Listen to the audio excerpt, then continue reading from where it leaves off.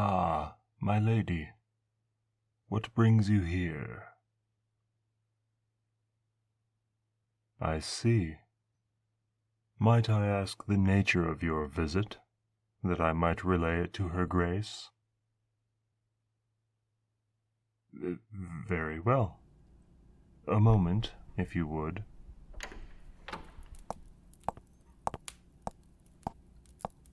Your Grace, please forgive the interruption, but someone is here to see you. Worry not. Who is it? Another of the knights, though I know not her purpose here. She did say that you were like to, however. Let her in. And, indeed, I do suspect to know why she is here. Oh, and leave us. And ere thou might counter, remember well that thou hast never once met her marks. I should not fear in mine own chambers with her. As you wish, your Grace. You may enter. Know also that I have been relieved of my present duty here.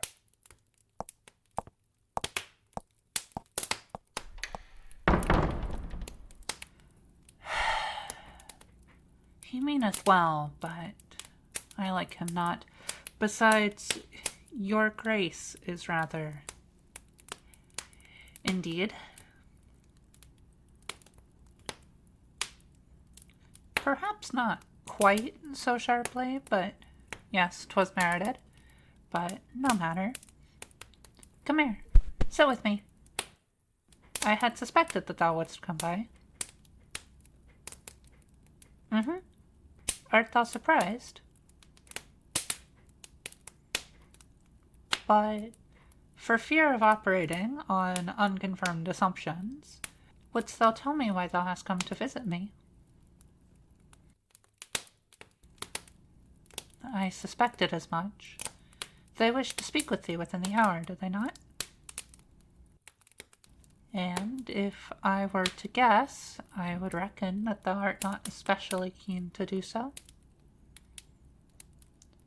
Might I ask why? What's wrong? I might have my suspicions, but I should prefer that thou shouldst clarify them.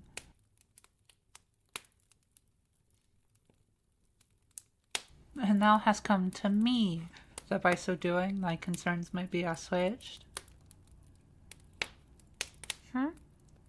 Wherefore dost thou apologize? Lay down with me. Even atop the blankets, this bed is a wondrous comfort.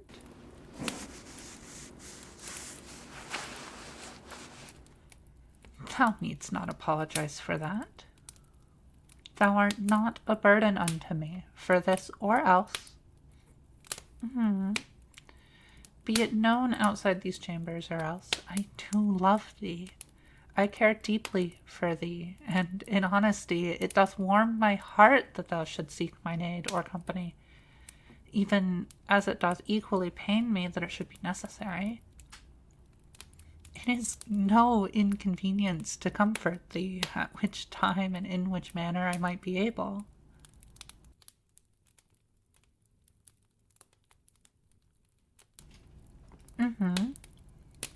I suppose that seemeth somewhat sensible at the surface, but thou needst not feel guilty for that. I may be princess, yet I am also thy lover, silly, a title which I am honored and most pleased that thou allowest me to take. And, being princess, I have merely more ways in which I might spoil thee, and I shall not be convinced otherwise.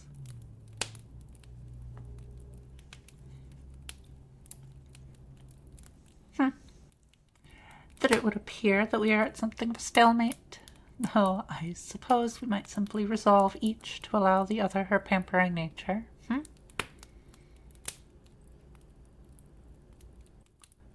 Well, I must agree to it, lest I should knowingly displease thee, which is a most untenable thought. Come here, cuddle into me.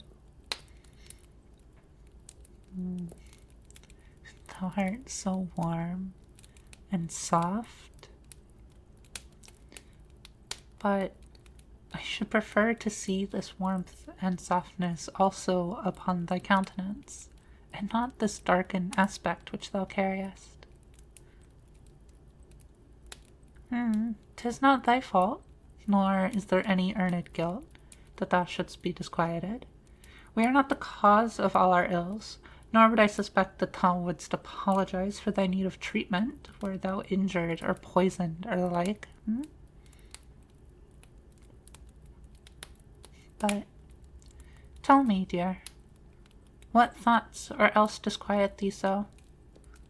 Thou hast made mention of this meeting, but what of it should cause such unease?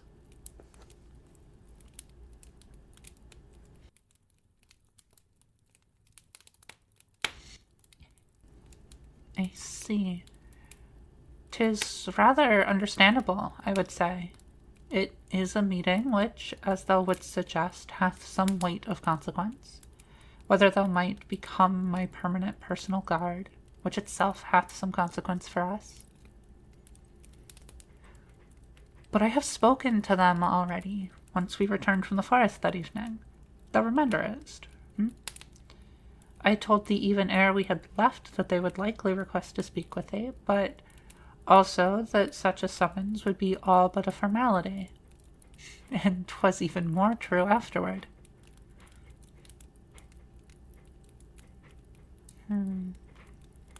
Then might I ask thee a question?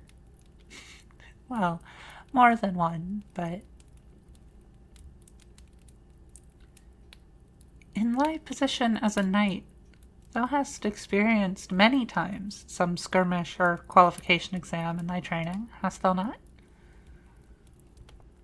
Or thou art also a noble lady, and thou hast attended many of our soirees, outfitted beautifully in a lovely dress, and drawing many an eye toward thee. And thou hast in such manner danced with many companions, of thy fancy or otherwise. And thou knowest well what nobles say about a lady who so much as maketh a mistake in her step. Though I have seen that thou art a most excellent dancer, and I wait with great excitement that we might dance together at next week's soiree. Oh, thou wouldst? Then perhaps some evening, or plural even, when thou and I should find ourselves alone, one of us shall hum some melody. Or perhaps I shall call upon Lady Leonella to play for us upon her flute. But either way, we shall dance, my love, if it should please thee. Then we shall make it happen. But 'twas not the subject at hand, rather in regard to what combat thou hast seen, or to what social events which thou hast attended, wouldst thou say that being worried is the desired state? Put differently, if thou wert engaged with an enemy, is it the calm and confident soldier who is likely to err, or her nervous counterpart, with nervousness taking root in thoughts and displacing by means of distraction what relevant thoughts and instincts were otherwise there? Likewise, at the soiree, it is the worried and self-conscious noblewoman, her heart racing, stomach fluttering, who will first misstep in her dance, and trample the foot of her companion, or else make some other error. Of course, it is yet the prepared knight who should prove victorious, the prepared noblewoman who should dance well, and that is why we train and practice.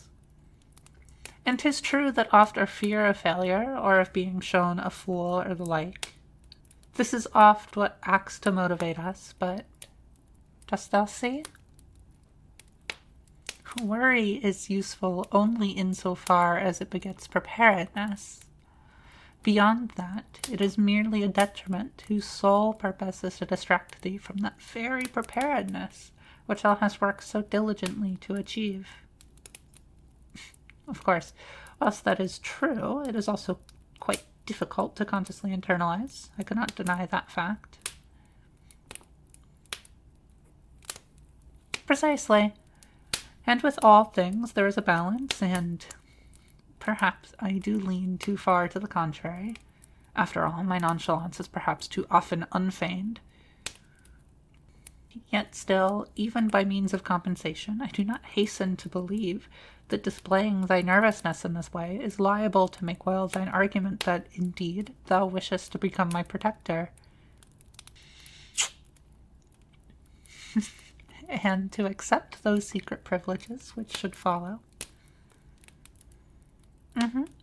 I know that thou wishest so, which pleaseth me more than thou couldst know. What thou shouldst know, however, is that I have every confidence in thee, and thou hast earned also the general confidence of my parents, as is evidenced by your present position. And thou defendest also a very stable position, which suffereth very minimal attack, for it seemeth rather sensible that thou shouldst be my primary bodyguard. And this kingdom hath not fools for monarchs.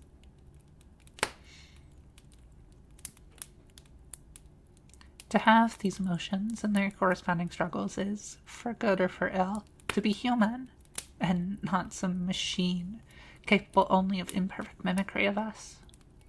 And I should remind thee that love and happiness and many others are emotions too, and also that emotions are not always in all senses rational, nor even truly governed by our rational selves, which might seem inconvenient, but which I reckon is no true disaster.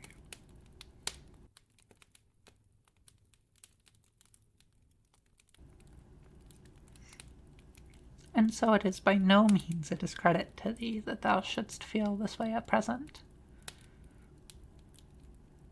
I've given thee what aims of rationality I can, but 'tis hardly all that thou shalt receive from me. With no chance of being otherwise interrupted, I will continue to hold thee like this, sharing what warmth and softness and mere comfort of touch which I can, until thou decidest that thou art ready. And at such point, I shall yet eagerly accompany thee, if thou shouldst find that some comfort. After all, I have dismissed mine other guards, so now thou mayst not abandon me. No, admittedly, it was not something which I had initially considered, though it doth lend itself to my name in this regard. Though, in truth, 'tis only half true. I need only accompany thee to the meeting, where we would find other guards who could assume the duty at that time. Or else I could call my handmaiden to seek one out, if thou shouldst prefer.